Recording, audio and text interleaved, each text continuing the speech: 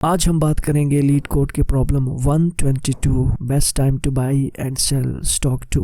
इसमें एक एरे दी गई है प्राइजेस और price index I ith day में जो स्टॉक है उसकी प्राइस होगी। इसमें हम हर दिन डिसाइड कर सकते हैं कि क्या हम स्टॉक खरीद सकते हैं या बेच सकते हैं, बाई एंड सेल कर सकते हैं। लेकिन इम्पोर्टेंट ये है कि हम किसी भी डे को कोई भी स्टॉक हम होल्ड कर सकते हैं और उसको चाहे तो इमीडिएटली हम उसको बाई करेंगे और फिर उसी डे में हम उसे सेल कर सकते हैं। फॉर एग्जांपल ये एक स्टॉक है तो इस स्टॉक को मैं होल्ड कर सकता हूं और इसको मैं यहाँ पे या यहाँ पे मैं बेचना चाहूँ। यहाँ पे मैंने इसको होल्ड किया, होल्ड मींस अभी बाई मैंने नहीं किया। यहाँ पे मैं इसको बेचना चाहता हूँ तो मुझे इसी दिन इमीडिएटली बाई करना होगा और फिर इसको सेल करना होगा। इसी तरह फिर मैं इस स्टॉक को होल्ड कर सकता हूँ और इसको यहाँ पे इमीडिएटली बाई करके सेम डे में मैं इसको बाई कर सकता हूँ। तो ये एक रूल है और मेरी कोशिश ये होगी कि मैं मैक्सिमम प्रॉफिट अचीव करूँ। मैक्सिमम प्रॉफिट अचीव करने के लिए बिजनेस का रूल ये है कि मैं इस स्टॉक को जिसकी प्राइस ज्यादा है उसको मैं होल्ड करूं, बाई करूं और इसको यहाँ पर सेल ना करूं। बिजनेस का रूल ये है कि प्रीवियस जो प्राइस है जिस पे मैं बाई कर रहा हूँ वो कम होनी चाहिए और जिस पे मैं सेल कर रहा हूँ वो प्राइस ज्यादा होनी चाहिए, तब मुझे प्रॉफिट अचीव होगा। एक और इम्पोर्टेंट बात ये है कि हम यहाँ पे इंडेक्सेस हैं, आपको मालूम होना चाहिए। 0 इंडेक्स है, ये 1, ये 2, 3, 4 एंड 5। तो हम इस इंडेक्स से शुरू करेंगे ताकि हमने क्या करना, किसी स्टॉक को बेचना है तो हम उसके प्रीवियस को देखेंगे कि होल्ड करके उसको बेचना प्रॉफिटेबल है या नहीं है। लेट्स से यहाँ पे हम देखें तो यहाँ पे 0 इंडेक्स को होल्ड करके बाई करके यहाँ बेचना प्रॉफिटेबल नहीं है। हमारा गोल क्या है, मैक्सिमम प्रॉफिट अचीव करना। तो इसके लिए हमें क्या करना ये हम देखते हैं। इसके लिए आप देखें कि यहाँ पे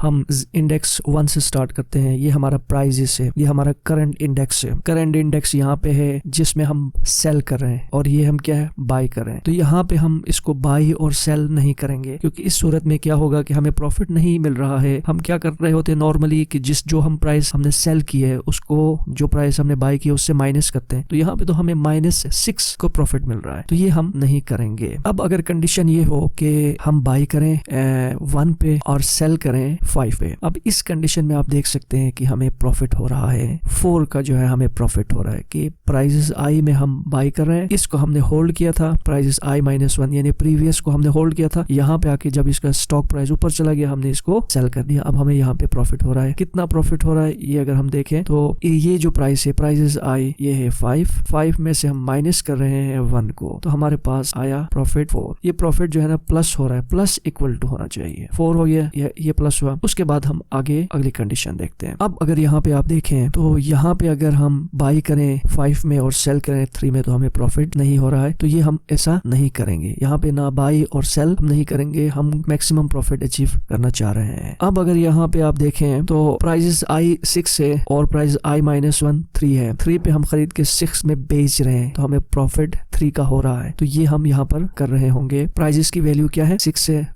और जो i-1 की वैल्यू क्या है 3, तो यहाँ पर क्या होगा 3 प्लस हो गया। इसके बाद अगर आप यहाँ देखें तो अब हम बाई करें, होल्ड करें इसको प्रीवियस डे की प्राइस को 6 से और 4 पे हम बेचें तो हमें प्रॉफिट नहीं हो रहा है। तो यहाँ पर हम होल्ड और बाई और सेल नहीं करेंगे। तो हम जो हमारे पास स्टॉक प्राइजेस दी गई थी उनमें अगर हम होल्ड करें, बाई करें और सेल करें तो हमें प्रॉफिट 7 का प्रॉफिट हो रहा है। तो ये हमने मैक्सिमम प्रॉफिट अचीव किया है। इसमें हमने इस डे को बाई किया, इस डे को सेल किया और इस डे को बाई किया और इस डे को सेल करके हमने मैक्सिमम प्रॉफिट को अचीव किया है। फार्मूला क्या है, फार्मूला ये है कि प्राइजेस इंडेक्स आई में से माइनस करे prices index i -1। I prices i का मतलब ये है कि आज का डे, करंट डे। आई -1 का मतलब है कि प्रीवियस डे को हमने होल्ड किया और करंट डे को हमने सेल किया। तो करंट में से प्रीवियस को माइनस करेंगे तो जो प्रॉफिट आएगा उनको हम प्लस करते हुए जाए तो हमें मैक्सिमम प्रॉफिट का पता चलेगा। अब हम यहाँ पे एक और मिसाल ले रहे हैं। यहाँ पे लेट्स से कि हम इसको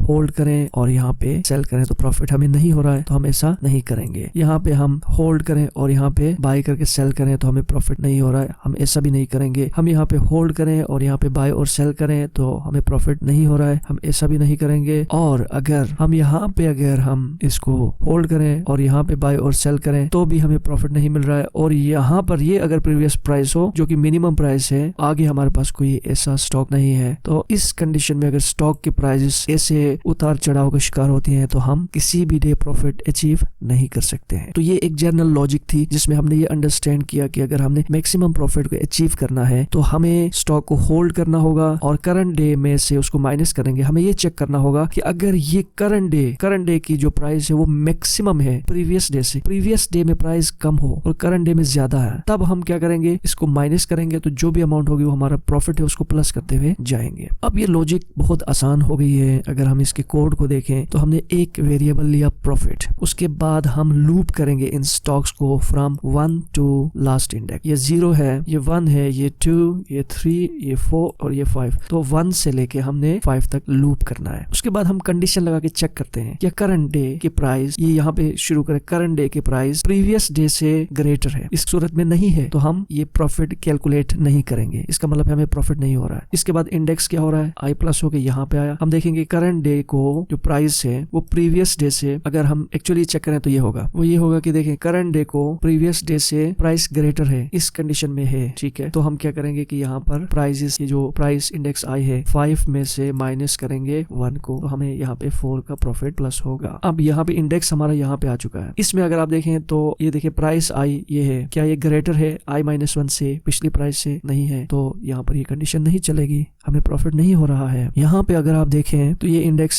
है, यहाँ पे करंट इंडेक्स, तो प्राइस जिस आई जो है वो प्राइस I-1 से बड़ा है, यहाँ प्रॉफिट हो रहा है। तो 6 - 3 यहाँ पे प्रॉफिट में 3 प्लस हो जाएगा, पहले यहाँ पे 4 था और अब प्लस होके 3, इसमें 8 हो जाएगा तो 7 हो गया। इसके बाद आगे देखें तो क्या होगी कंडीशन। आगे अगर आप देखें कि प्राइसेस आई ग्रेटर नहीं है I-1 से, तो इसका मतलब ये है कि यहाँ हमें प्रॉफिट नहीं हो रहा है, तो हम ये एग्जीक्यूट नहीं करेंगे। तो यहाँ पे फिर हमारा एरे का इंडेक्स जो है आउट ऑफ बाउंड होगा, कोड हमारा टर्मिनेट होगा और यहाँ पे जो भी प्रॉफिट था हम उसको रिटर्न करेंगे। तो ये एक बहुत ही सिंपल से एक लॉजिक है। हमने प्रॉब्लम को अंडरस्टैंड किया, उसकी इंटीग्रेशन को बिल्ड किया, थॉट प्रोसेस हमने बनाया, तो जो बहुत आसान था कि हम करंट डे और प्रीवियस डे को मैच करेंगे। अगर करंट डे की प्राइस ज्यादा है, प्रीवियस की कम है, बिजनेस जो प्रिंसिपल होता है कि प्रीवियस डे में कम प्राइस हो, हम वहाँ पे उसको होल्ड करें और करंट डे में जब उसकी प्राइस ऊपर जाए तो हम उसे सेल करें। तो उसको कोड की सूरत में हमने ऐसे डाल दिया कि एरे को लूप किया और हमने चेक किया कि प्राइसेस इंडेक्स आई ग्रेटर हो, प्राइसेस इंडेक्स I-1 से, पिछले डे से आज का डे की प्राइस अगर ग्रेटर रेट मींस कि हमें प्रॉफिट हो रहा है, तो हम उनको माइनस करेंगे, तो जो भी प्रॉफिट होगा हम उनको क्या करें, प्लस करते हुए जा रहे हैं और आखिर में हम इस प्रॉफिट को रिटर्न करेंगे। तो ये सिंपल सा कोड था। अब अगर इसकी टाइम कॉम्प्लेक्सिटी की बात की जाए तो time complexity O of n है। आप देख सकते हैं कि यहाँ पर हम जितने भी स्टॉक्स है उनको हम लूप कर रहे हैं, n यहाँ पे जितने भी उसके प्राइजेस है हम उनको लूप कर रहे हैं, तो time complexity O of n है। बेस कॉम्प्लेक्सिटी में हम कोई एक्स्ट्रा डेटा स्ट्रक्चर यूज नहीं कर रहे, हम जस्ट एक वेरिएबल ले रहे हैं, तो इसकी space complexity O of n होगी।